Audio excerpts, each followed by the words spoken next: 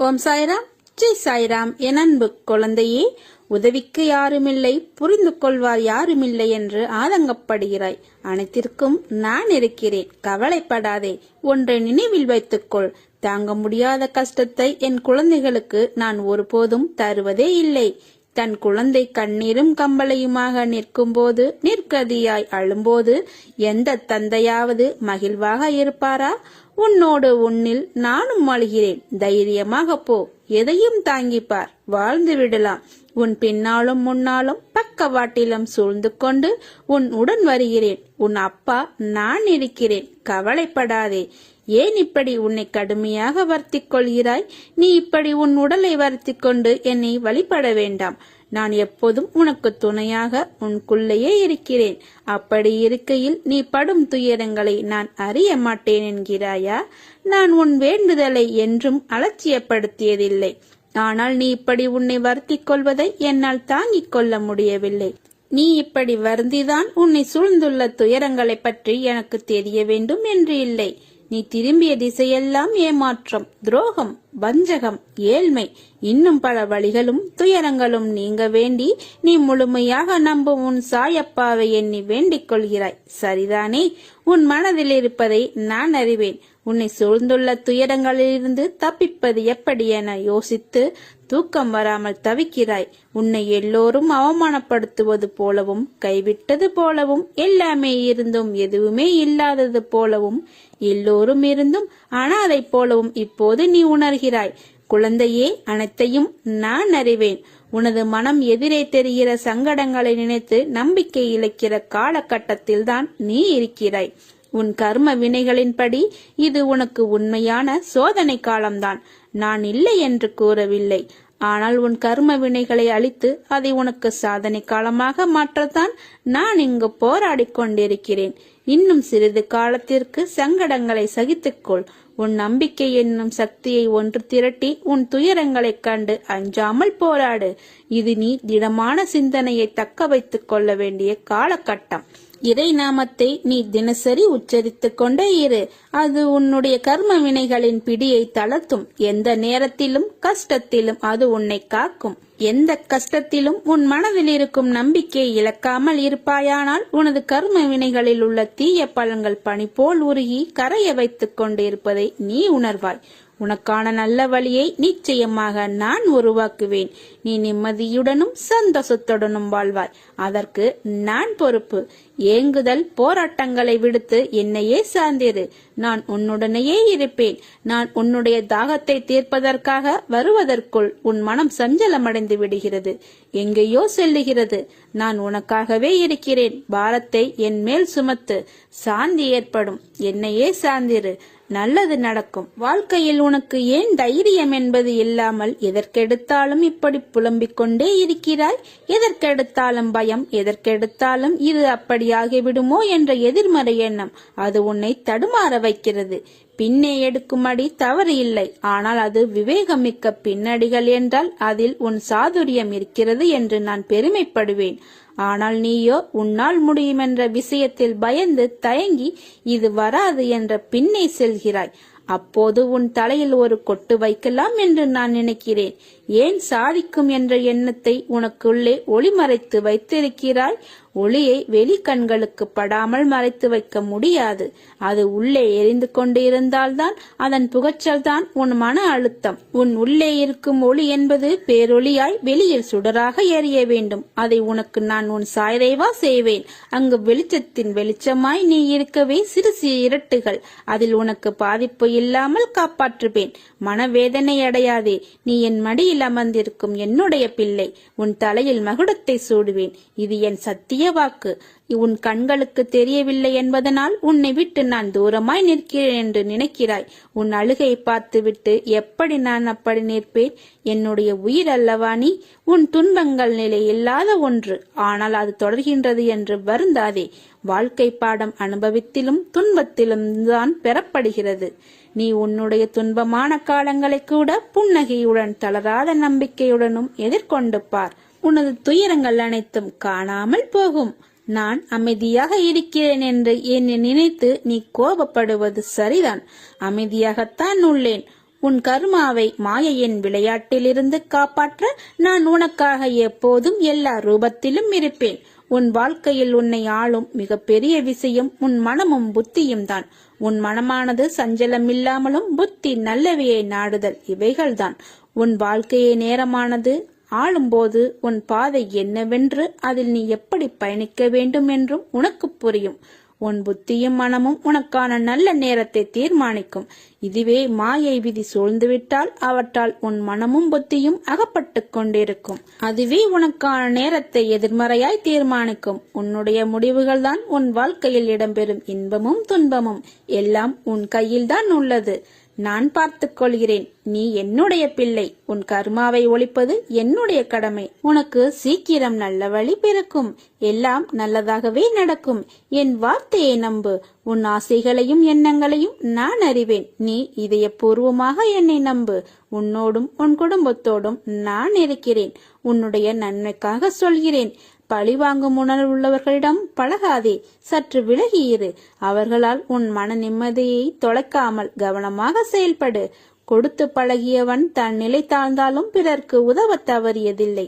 நான் என்கிற ஆணவம், அவனா என்ற பொறாமை, எனக்கு என்கிற பேராசை, இந்த 3 குணங்களும் மனிதனை நிம்மதியாக வாழ விடாது. பணத்தால் கிடைக்கும் புகழ் நம்மிடம் பணம் இருக்கும் வரை மட்டுமே நிலைக்கும். குணத்தால் கிடைக்கும் புகழ் இறந்த பின்பும் நமக்கு நிலைக்கும். இன்பமும் துன்பமும் எல்லாம் இறைவன் கட்டளையே. கஷ்டங்களை கொடுத்தவர் அதற்கான தீர்வையும் கொடுப்பார். தன்னம்பிக்கையை ஒருபோதும் சிதறவிடாமல் மன வலிமையோடு எதிர்கொள்.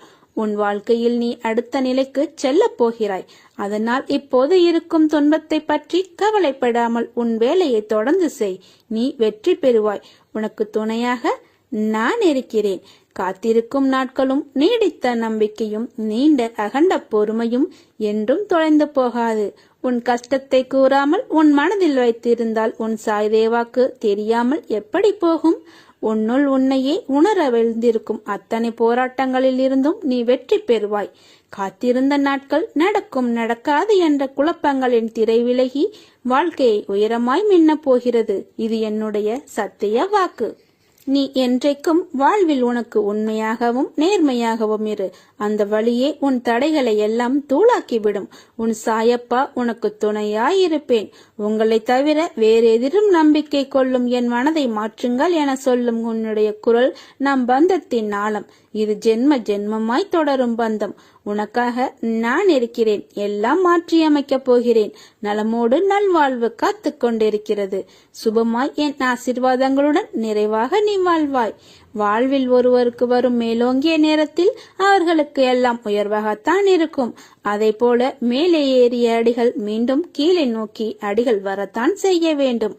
வாழ்வில் உயர்வு தாழ்வு எல்லாம் யதார்த்தம்தான். ஆனால் அதை புரிந்து நீ எடுக்கும் அடிகளில் உன் பலத்தை சோதிக்கும் அளவிற்கு கடினங்கள் வந்தாலும் அதை தாண்டி நீ அடிகளை எடுத்து வைக்க வேண்டும். வாழ்கின்ற வாழ்க்கை ஒரு வட்டத்தின் வடிவுதான். அதனுள் நமக்கு நாம் ஈட்டுக்கொள்ளும் அளவுகோல் என்பது நம்மை எச்சரிக்கும் அபாயமணி. போகும் அடிகள் சரிதான். அவைகள் உன்னை கொண்டு போகும் திசை சரிதானா என்று உன் மனதில் உனக்கும் எழும் எச்சரிக்கை மணியாக என் குரல் உனக்கு எப்போதும் இருக்கும். அந்த வட்டத்திற்குள் மாயை என்ற நிழல் பின்தொடர்ந்தால் உன்னுள் நீ போடும் வட்டத்திற்குள்ளேயே மாயையின் ஆதிக்கம் ஆரம்பிக்கும். அது என்னிடமிருந்து உன்னை தூரப்படுத்தி ஆசைகளை அருகில் கொண்டு வைக்கும். அவற்றை தடுக்க உன்னை அந்த வட்டத்திற்குள் இருந்து இழுத்து கொண்டு மேலோங்கி வா. என் கையை தருகிறேன். என் பலத்தின் மொத்தமாகவும் உன்னிடம் காண்பாய். என் கையை இறுக பற்றிக்கொள். உன் வாழ்வில் மலர்கள் பூக்கப் போகிறது. உன் வாழ்வு சோலைவனமாக மாறப்போகிறது. உன் பிள்ளைகள் உனக்கு பெருமை சேர்ப்பர். யாரை நீ நல்லவர்கள் என்று நினைத்தாயோ அவர்களை உனக்கு துரோகம் செய்கிறார்கள் என்று வருந்துகிறாய். நீ செய்த மிக பெரிய தவறு எது தெரியுமா? நல்லவர்களை விட்டு தீயவர்களை நம்பியதுதான். வாழ்வில் நீ எதையெல்லாம் நிரந்தரம் என்று நினைத்தாயோ அவையெல்லாம் நிதர்சனம் இல்லாத பொய்கள். முதலில் அதை புரிந்து கொள். அவர்களால் உனக்கு ஒரு நன்மையும் இல்லை என்பதை உணர். உன் வெகுளித்தனத்தையும் அப்பாவி குணத்தையும் பார்த்து உன்னிடம் அப்படி நாடகமாடுகிறார்கள். ஆனாலும் இன்னும் அவர்களுக்காக வருந்துவதை பார்த்து நான் என் கண் கலங்காத நாளே இல்லை. போனது போகட்டும். இனி உன்னை நான் அப்படி விட மாட்டேன். யாராவது உன்னை ஒதுக்கி வைத்தால் கவலைப்படாதே. உன்னை எந்த தூரத்தில் வைக்கிறார்களோ அந்த தூரத்தில் வாழ கற்றுக்கொள். அதனால் ஒரு நஷ்டமும் இல்லை. உன்னோடுதான் நான் இருக்கிறேன். தர்மத்தின் வாழ்வுதனை சூதுக்கவும். இறுதியில் தர்மமே வெல்லும். நீ எங்கே சென்றாலும் அங்கே உனக்கு துணை செய்ய உனக்கு முன்பு நான் இருப்பேன். அன்பு என்பது ஒருவரை நாம் நேசிப்பது மட்டுமல்ல. வெறுப்பு என்ற எதிர்மறையை மறந்து நீ நேசிக்கும் முறையில்தான் உன் வாழ்வில் உன்னை சுற்றியுள்ளவர்கள் அமைவார்கள். பேதமின்றி நேசிக்க எண்ணத்தை வளர்த்துக்கொள். அது உன்னால் சில சூழ்நிலைகளில் முடியாத போது வெறுக்க நினைக்காதே. நகன்று நிற்க கற்றுக்கொள். அது உன்னை எப்போதும் காக்கும். எல்லா சந்தர்ப்பங்களிலும் உன்னை அன்போடு அரவணைத்துக் கொண்டு தான் வருகிறேன். என் பிள்ளை, உனக்கு செய்ய வேண்டியதை தக்க சமயத்தில் செய்வேன். சற்று பொறுமையாக இரு. என் மீது நம்பிக்கையாக இருக்கும்போது உனக்கான நியாயத்தை நான் செய்யாமல் போவேனா? நீ இழந்த அனைத்தையும் மீண்டும் பெறுவாய். அதற்கு நான் பொறுப்பு. நீ விரும்புவது தாமதமாவது உன்னுடைய நல்லதுக்காகவே என்று நினைத்துக்கொள். நீ என்னிடம் வந்து சேர்ந்தது முதல் என் மீது எவ்வளவு பிரியமாகவும் பக்தியுடனும் இருக்கிறாய் என்பதை நான் அறிவேன். பிறர் மீது நீ காட்டும் அன்பு, உனது சிந்தனை, நடவடிக்கைகள், பக்தி எல்லாவற்றினாலும் என் பெருமையை நீ உயர்த்தியிருக்கிறாய். இவ்வளவு சிறப்பாக செயல்பட்டாலும் உன்னிடம் சிறு சிறு குறைகள் உள்ளது. அவற்றை நீ கைவிட வேண்டும் என்பதே என் விருப்பம். சுயநலத்தை ஒழித்து எல்லா உயிர்களையும் நேசி. முடிந்தவரை பிறருக்கு என்ன உதவி தேவைப்படுகிறதோ அந்த உதவி அவர்களுக்கு செய். ஒழுக்கம் என்னும் அடித்தளத்தில் வாழ்க்கையை அமைத்துக் கொண்டு வாழ். ஒழுக்கம் என்பது உன் அன்பானவர்களுக்கு மட்டும் நீ காட்டுவது கிடையாது. உன்னை சுற்றியுள்ள அனைவரிடமும் நேர்மையை நீ கடைபிடிக்க வேண்டும். அதுவே தர்மம். எவன் ஒருவன் அவன் மனம் சொல்லும் தீய எண்ணங்களை கட்டுப்படுத்தி வெல்பவனே அவனே வாழ்வில் வெற்றி அடைவான். நீ நல்ல எண்ணங்களுடன் செயல் புரிந்தால்தான் நிம்மதி, செல்வம், மகிழ்ச்சி ஆகியவை உன்னை பின்தொடர்ந்து நிழல் போல வரும். தர்மத்தை பின்பற்றாதவனுக்கு வாழ்க்கை துன்பத்தை தான் தரும். வெறுப்பு, கடுஞ்சொல் இவற்றிலிருந்து விலகினேன். எதிர்பார்ப்பு இல்லாமல் அனைவரையும் நேசி. எந்த நேரத்திலும் நிலையிலும் நிதானத்தை கடைபிடி. இந்த நல்வினைகள் கர்ம பந்தத்திலிருந்து விடுபட செய்து உன்னை சந்தோஷமாகவும் நிம்மதியாகவும் வாழ வகை செய்யும். நான் கூறும் வார்த்தைகள் மீது நம்பிக்கை வைத்து செயல்படு. குழந்தைகள் தவறு செய்வது இயல்புதான். உன் தாயாய் தந்தையாய் நான் கண்டிப்பேன். உன்னிடம் பிழை இருந்தால் அதை மாற்றி அமைக்க வேண்டியது நான். அதற்காக என் குழந்தையை எப்படி பிடிக்காமல் போகும்? உன்னை விட்டு நான் எப்படி செல்வேன் என்று நீ நினைக்கிறாய்? நான் உன்னோடுதான் இருப்பேன். எந்த வழி உன்னை இதுவரை துன்பத்தில் ஆழ்த்தியதோ அதே வழி இன்பத்திலும் உன்னை ஆழ்த்த காத்திருக்கிறது. சாயை பணிந்தவர்களுக்கு வாழ்வில் துன்பம் கொஞ்ச காலங்கள்தான். கர்மாவை சாய் துடைத்துக் கொண்டே இருக்கிறார். சிந்தனையை சாய்நாதனின் மேல் வைத்து கடமையை செய்யுங்கள். வாழ்க்கை தெளிவு பிறக்கும். நம்பிக்கையுடன் பொறுமையுடன் காத்து இருங்கள். எவ்வளவு பெரிய பிரச்சனை என்றாலும் நான் நம்பும் இறைவன் நம்மை காப்பாற்றுவார் என்ற நம்பிக்கையுடன் கடந்து செல். உன் நம்பிக்கை உன்னை காக்கும். ஒரு முறை நீ என்னிடம் வந்துவிட்டால் நான் உன்னை இறுக பற்றிக் கொள்வேன். நீயே விலகி சென்றாலும் நான் உன்னை விடமாட்டேன். நீ என்னை வெறுத்து சென்றாலும் உன்னை விட்டு விடாமல் உன்னும் முன்னும் பின்னும் நான் தான் சுற்றி இருப்பேன். உங்களின் எல்லா வழிகளையும் நான் தூக்கி எறிவேன். விசுவாசமும் பொறுமையும் வேண்டும். உங்களுக்கான நல்ல நாள் வந்து கொண்டே இருக்கிறது. நீ இழந்ததை நினைத்து வருந்தினால் இருப்பதையும் இழந்து விடுவாய். இருப்பதை வைத்து மகிழ்ச்சியாக வாழ கற்றுக்கொள். நீ என்றும் என்னுடைய அரவணைப்பில் இருக்கிறாய். நீ விரும்பிய வாழ்வை நீ வாழப் போகிறாய். உன்னோடு நான் இருக்கிறேன். என்னை தஞ்சமடைந்தவர்கள் யாராக இருந்தாலும் ஓரறிவு முதல் 6 அறிவு படைத்த மிருகமோ மனிதனோ யாராக இருந்தாலும் அவரை காப்பது என்னுடைய கடமை. நீ எனக்கு எப்போதும் நான் எதிர்பார்க்காத அன்பை கொடுக்கும் போது உன் வீட்டிற்கு தேவையான அனைத்து பொருட்களையும் நான் தருவேன். அது என்னுடைய பொறுப்பு. என்றென்றும் நீயும் உன் குடும்பமும் என் அரவணைப்பிற்குள் தான் இருக்கிறாய். போலியான உறவுகளால் உன் மனம் துயரம் அடைந்தாலும் என் ஆசையால் வாழ்வில் நீ உயரமடுவாய். கவலைப்படாதே. உனக்கான ஒன்று உன்னை தேடி வரும் காலம் வந்துவிட்டது. இனி உனக்கு வசந்த காலங்கள் மட்டுமே. துயரங்களும் கஷ்டங்களும் முடிந்து விட்டது. வசந்த காலம் ஆரம்பமாகிவிட்டது. சூரிய ஒளி போல் உன் வாழ்வில் ஜொலிக்கப் போகிறது. உன் வாழ்வில் எல்லாம் ஆனந்தமே தான் வரப்போகிறது. சந்தோஷமும் நிம்மதியும் உன்னையும் உன் குடும்பத்தையும் திக்குமுக்காட வைக்க போகிறது. எல்லாம் நல்லதாக தானாகவே நடக்கும். நீ எதிர்பார்த்த காரியம் இப்போது நடைபெறும். நீ வேண்டிய உறவு, தேடிய உறவு உன்னை தேடி வரும். உன்னுடன் இருப்பது உன் சாய்தேவா என்ற நம்பிக்கையோடு நீ உன் கடமையை செய். மற்றவற்றை நான் பார்த்துக் கொள்கிறேன். கலங்காதே, உன் தன்மானம் தோற்காது. உன்னை அவமதித்தவர் முன் வாழ்ந்து காட்டுவாய். நான் வாழ வைப்பேன். எதையோ யோசித்தபடியே இருக்கிறாய். வாழ்க்கையில் வருவதை அனுபவித்து வாழ வேண்டுமே தவிர தேவையற்ற குழப்பங்களை மனதில் சுமந்து கொண்டு தேவையில்லாமல் யோசித்துக் கொண்டு இருப்பதை தவிர்த்துவிடு. கிடைத்திருக்கும் இந்த வாழ்க்கையை எப்படி போராடி ஜெயிப்பது என்று யோசித்துப்பார். வாழ்க்கையில் வரும் மேடு பள்ளத்தை கடந்து எப்படி மீண்டு வருவது என்று யோசித்துப்பார். இதை பற்றி யோசித்து வாழ்க்கையில் வரும் இன்னல்களை எதிர்த்து வாழ வேண்டும். நீ பயணித்த பாதையில் அவர்கள் பயணம் செய்யாத வரையில் உன்னை பற்றியும் உன் குணத்தை பற்றியும் விமர்சிப்பதால் நீ மனதுடையாமல் சென்று கொண்டே இரு. காலம் நீ யாரென்று அவர்களுக்கு புரிய வைக்கும். கலங்காதே, எவருடைய குறிக்கோளையும் நான் அளிப்பதே இல்லை. என் பெயரை எப்போதும் சொல்கிறவர்கள் என்னையே அனைத்திற்குமாக நம்புகிறேன் என்று சொல்கிறவர் என் வார்த்தையின் மீது முழு நம்பிக்கையை வைத்து காத்திருப்பார்கள். இந்த உலகமும் அதனுடைய ஆசை வலைகளால் உண்டான அனைத்தும் அழிந்துவிடும். ஆனால் என்னை நம்புகிறவர்களின் நம்பிக்கை ஒரு நாளும் அழிந்து விடாது.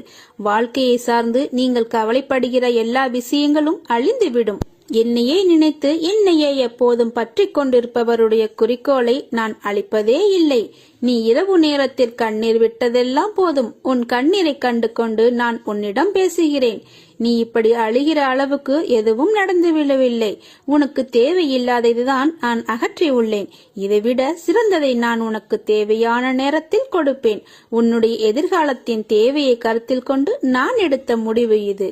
என்னை நினைத்துக்கொள். உன் தனிமையை நான் போக்குவேன். உன் கருமாவை நான் போக்குவேன். பாபா தனது பக்தர்களிடம் நம்பிக்கை, பொறுமை என்ற 2 வார்த்தைகளை எப்பொழுதும் கடைபிடிக்க வேண்டும் என வலியுறுத்துவார். காரணம், நல்லவன் துன்பப்படும் போது தாமாக அவனை உளைய தேடி சென்று அவனுக்கு அனுகிரகம் செய்கிறார். இதற்காக அவர் மாறுவேடங்களில் சென்று கணக்கற்ற அற்புதங்களை திட்டமிட்டு செய்கிறார். வீட்டினுள்ளோ வெளியிலோ அல்லது வழியிலோ நீங்கள் எவரை எதிர்கொண்டாலும் அவர்கள் அனைவரும் என்னுடைய வெளிப்பாடுகளே. அவர்கள் அனைவருக்குள்ளும் நான் உணர்கிறேன், நான் இருக்கிறேன். எந்த வடிவில் அவர் வருகிறார் என்பது தெரியாமலே நமக்கு நன்மை நடக்கும். ஏற்கனவே அவர் திட்டமிட்டு செயல்படுவதால் எந்த விஷயத்திலும் அவரது பக்தன் அவசரப்பட தேவையில்லை.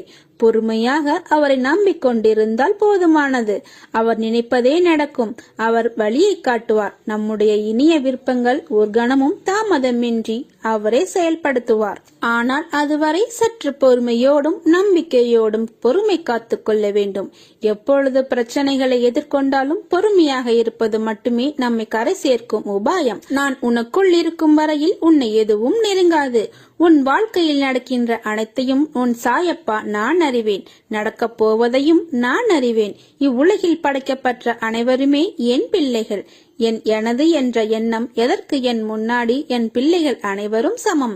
என் செல்ல குழந்தையே, நீயாக இங்கு வரவில்லை. உன்னை பறவையின் காலில் கட்டிய கயிறை போல நானாகத்தானே உன்னை இழுத்தேன், இங்கு வரவழைத்தேன். பிறகு ஏன் இந்த எண்ணம்?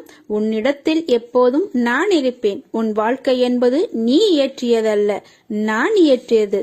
உன்னை அதில் நான் தான் பொருத்தினேன் தவிர நீ எதற்கும் காரணமில்லை. உன்னுடைய ஒவ்வொரு நிமிடத்தையும் நானே செதுக்குகிறேன். நீ எதற்கும் பொறுப்பு அல்ல. நீ சிரித்தால் அது நானே, நீ அழுதாலும் அதுவும் நானே. உன் விளையின்படி நீ அனுபவிக்கிறாய். உன் துக்க நாட்கள் முடியும் தருணம் இது. உன் காலங்கள் வசந்தம் நிறைந்த தென்றலாய் மாறும் காலத்தை நீ தொடப்போகிறாய். ஆதலால் உன் தந்தை அனைத்திலும் நீ சுகம் பெற விரும்புகிறேன். அதற்கு சில அறிவுரையை கூறுகிறேன். அகங்காரம், மற்றவர்களின் வேலையை உன் வேலையோடு ஒப்பிட்டு பார்ப்பது போன்றவற்றையெல்லாம் நீ கைவிட வேண்டும். நான் கூறுவது போல நீ நடப்பாயானால் உன் வாழ்க்கையில் நிம்மதி கிடைக்கும். நீ வெற்றி பெற நம்பிக்கை, நீடித்த பொறுமை இவற்றை நீ பழக வேண்டும். என்னிடம் நீ சரணாகதி அடைந்தால் உன் பிறவியின் பலனை இப்போதே நீ அனுபவிப்பாய். உன் காலங்கள் வசந்தம் நிறைந்த தென்றலாய் மாறும் காலத்தை நீ தொடப்போகிறாய். தடைகள் பல வரலாம். தட்டி பறிக்க கூட்டமும் சில வரலாம். எதை கண்டும் மஞ்சாதே, துணிந்து நில். முன்வைத்த காலை பின் வைக்காதே. நீ எடுத்து வைக்கும் ஒவ்வொரு அடியும் வெற்றி படிகள் தான். நீ என்னிடம் வந்து சேர்ந்தது முதல் என் மீது எவ்வளவு பிரியமாகவும் பக்தியுடனும் இருக்கிறாய் என்பதை நான் அறிவேன். பிறர் மீது நீ காட்டும் அன்பு, உனது சிந்தனை, நடவடிக்கைகள், பக்தி எல்லாவற்றிலும் என் பெருமையை நீ உயர்த்தி இருக்கிறாய். உரசாமல் வைரத்தை பட்டத்திட்ட முடியாது, நெருப்பில்லாமல் தங்கத்தை தூய்மைப்படுத்த முடியாது. அதுபோல நல்லவர்கள் சோதனைக்குள்ளாவர்கள், ஆனால் வீழ்ந்து விட மாட்டார்கள். நான் உன் வீட்டில் தான் இருக்கிறேன். இனி உன் குடும்பத்தில் சுபகாரியங்கள் நடக்கும். மகிழ்ச்சியுடன் இருப்பாய். உன் நம்பிக்கை வீண் போகாது. பாபா எப்போதும் தனது பக்தர்களின் நம்பிக்கையை பொய்யாக்க மாட்டார். பாபாவின் குழந்தைகளான உங்கள் அனைவரின் எதிர்காலமும் என் கருணையினால் ஆனந்தமாக அமையும். நானே உனக்கு இன்றும் என்றும் துணையாக இருப்பேன். நான் சொல்லும் ஒவ்வொரு வார்த்தைகளும் வேத வாக்காக எடுத்துக்கொண்டு நீ பயணம் செய். உனக்கான அந்த வெற்றி மகுடம் சீக்கிரமாக உன்னை வந்தடையும். என்னுடைய வார்த்தையை மதித்து கேட்டுக்கொள். கடைசி நிமிடத்தில் கூட ஏதாவது அதிசயம் நடக்கலாம். தன்னம்பிக்கை மட்டும் இழந்து விடாதே. எப்போதும் நான் உன்னுடன் இருக்கிறேன். எனது கண்களை நன்றாக உற்றுப்பார். உன் வழிகளை மௌனமாக குணப்படுத்தி உனக்காக நல்ல நேரத்தை உருவாக்கி கொண்டிருக்கிறேன். உள்ளது எதுவோ அது இறைவன் கொடுத்தது என்று மகிழ்ச்சியாக இரு. இல்லாதது எதுவோ அது இனி இறைவன் கொடுக்கப் போவது என்று நம்பிக்கையோடு இரு. நான் உன்னுடன் இருக்கும் ஒவ்வொரு நொடியும் உனக்கு எந்த பயமும் தேவையில்லை. உனக்கான நேரம் வந்தவுடன் நீ என்னிடம் கேட்டது நிச்சயமாக நடக்கும். அதில் எந்த மாறுதலும் இல்லை. அதை முதலில் நீ நம்பு. என் வார்த்தையை மேல் நம்பிக்கை வை. அனைத்தும் உனக்கு வெற்றி மட்டுமே. உன்னால் செய்ய முடியாத எந்த செயலையும் இறைவன் உன்னிடம் ஒப்படைத்ததில்லை. நம்பிக்கையோடு செயல்படு. நான் உனக்கு துணையாக கூடவே இருப்பேன். என் பக்தர்களின் வேதனைகளையும் பிரச்சனைகளையும் எடுத்து என் பையில் போட்டுக் கொள்கிறேன். மேலும் அதற்கு பதிலாக அவர்களுக்கு மன நிம்மதியையும் சந்தோஷத்தையும் கொடுப்பேன். ஏதோ ஒன்றுக்காக வாழ முயற்சி செய். அமைதியாக இரு. எதையுமே ஏற்றுக்கொள்ள பழகு. இந்த மூன்றும் உனக்குள் இருந்தால் அந்த ஆற்றலே நீ உணரும் கடவுள். காலம் போடும் கணக்கை இறைவனை தவிர யாராலும் மாற்ற முடியாது. அதனால் நல்லதை நினை, நல்லதை செய். மற்றதை இறைவன் பார்த்துக் கொள்வான். உன் தொழிலில் முன்னேறுவதற்கான வழியை நானே காண்பிக்கின்றேன். என்றும் உன்னை மற்றவர்களிடம் கையேந்த நான் அனுமதிக்க மாட்டேன். என் நிழலில் நீ இருக்கும் வரை நான் உன்னை காப்பேன் என்று உனக்கு உறுதியளிக்கிறேன். பாபாவின் உத்தரவே தாரக மந்திரம் என்பதற்கான விளக்க உரையை ஒரு சற்று கதை மூலம் பார்ப்போம். சீரடிக்கு யார் வர வேண்டும் என்றாலும் இல்லை, யார் சீரடியிலிருந்து கிளம்ப வேண்டும் என்றாலும் சரி, பாபாவின் அனுமதி இருந்தாலே அது நிகழும். அவ்வாறு இமாம்பாய் என்ற ஒரு பாபாவின் அடியவர் தன் ஊருக்கு கிளம்புவதற்கு ஆயத்தமாகி பாபாவிடம் விடை பெறச் சென்றார். ஆனால் பாபா அவரை அப்போது ஊருக்கு போக வேண்டாம் என்றும் நிலைமை சரியில்லை என்றும் கூறினார். இமாம்பாய் தம் வீட்டிற்கு போகும் அவசரத்திலும் ஆர்வத்திலும் பாபாவின் வார்த்தையை மீறி புறப்பட்டார். மேலும் அவர் கால்நடையாக செல்லலாம் என்று தீர்மானித்தார். சீரடியிலிருந்து 12 மைல் தொலைவு வரை எந்த ஒரு இடைஞ்சலும் இன்றி அவர் கடந்தார். சூரியன் அஸ்தமிக்கும் நேரத்தில் அவர் சுருளா என்ற நதிக்கரையில் நடந்து சென்றார். அப்போது வானிலை மோசமாக இருந்தபடியால் அங்கிருந்த ஓர் அதிகாரி அவரை மேலும் பயணத்தை தொடர வேண்டாம் என்று எச்சரித்தார். இன்னும் 4 மைல் மட்டுமே எஞ்சி இருப்பதால் அவர் தான் செல்வதாக கூறி சென்றார். அவர் 3 மைல் தொலைவு சென்றதும் பலத்த காற்று வீசத் தொடங்கியது. இடியுடன் பெருமழை பெய்தது. ஆற்றில் வெள்ளம் கரை புரண்டு ஓடியது. இதனால் கலக்கமுற்ற இமாம்பாய் சாய்நாதரை அழைத்தார். அப்போது வானில் ஒரு மின்னல் கீற்று வந்தது. அந்த ஒளியில் சாய்நாதரை தரிசித்தவர் சாயை பணிந்து வணங்கியபடி அந்த நதியை கடந்து சென்றார். அவர் நதியை கடக்கும் வரையில் தண்ணீர் அவரின் முழங்கால் அளவே இருந்தது. மறுகரைக்கு சென்றதும் அவர் திரும்பி ஆற்றினை நோக்கும் போது அதில் வெள்ளம் கரை புரண்டு ஓடுவதை கண்டார். பாபாவின் அருளால் தான் தன்னால் ஆற்றினை கடக்க முடிந்தது என்பதை அறிந்து அங்கேயே பாபாவுக்கு மனதார நன்றி கூறினார். சாய்நாதர் அன்னைக்கு நிகரானவர் ஆவார். ஒரு தாய் எவ்வாறு தன் குழந்தைக்கு ஆபத்து என்று தெரிந்த கணத்தில் ஓடி சென்று காக்கின்றாலோ அவ்வாறே சாய்நாதர் தன் பக்தர்களுக்கு எந்த பிரச்சனை என்றாலும் ஓடி சென்று அவர்களை காப்பாற்றுவார் என்பதற்கான விழிப்புணர்வை இங்கே பார்த்தோம் அல்லவா? எனவே மேலும் ஸ்ரீ சாய்நாதரை வழங்கி அவரின் அருளை பெறுவோம். அவர் நம்முடன் ஒரு ஆபத்து காலத்தில் இருக்கிறார் என்று நம்புங்கள். அவர் நம்பிக்கைக்கு மாறாக எதுவும் செய்ய மாட்டார். நீங்க எவ்வளவு நம்பிக்கை அவர் மீது வைக்கின்றீரோ அவ்வளவு பொறுப்பையும் அவர் சுமக்கிறார். நம் குடும்பத்தின் பொறுப்பையும் அவரே சுமைப்பார். ஒரே ஒரு முறை சாய்ராம் என்று சொல்லுங்கள், அவர் ஓடோடி வருவார். சாயப்பா நம் தந்தை, பிள்ளைகளுக்கு அவர் நல்லது மட்டுமே செய்வார். நீங்கள் நம்பிக்கையோடு இருங்கள். நம்பிக்கை குறையாமல் அவரை வணங்கி வாருங்கள். அவரால் முடியாதது எதுவுமே இல்லை. நம்பிக்கையோடு சாயப்பா என்று கூறுங்கள். ஒரே ஒரு முறை சாயப்பா என்று கூறினால் உன்னுடைய குடும்ப பொறுப்பு அனைத்தையும் அவர் தோள் மேல் சுமந்து கொண்டு உன்னையும் உன் குடும்பத்தையும் உன்னுடைய வம்சாவளியையும் காத்து ரட்சிப்பார். அவர் நல்லது மட்டுமே செய்வார். ஓம் சாய்ராம்.